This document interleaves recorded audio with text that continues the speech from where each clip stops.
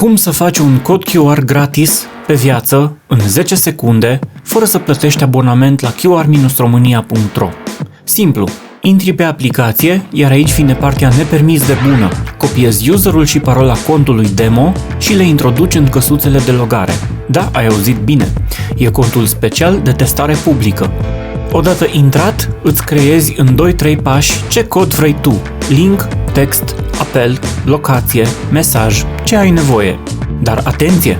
Trebuie să alegi un QR static.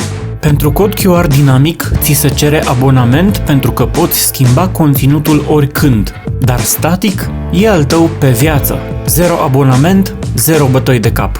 Urmezi cei 4 pași de personalizare.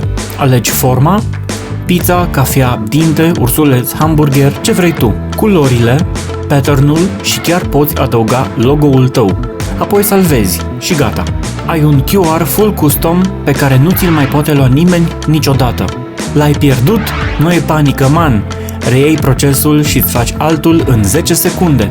E simplu, e un hack pe care îl știu doar oamenii deștepți. Acum îl știi și tu. Scrie în comentarii dacă ai reușit și eventual arată-ne codul tău gratuit.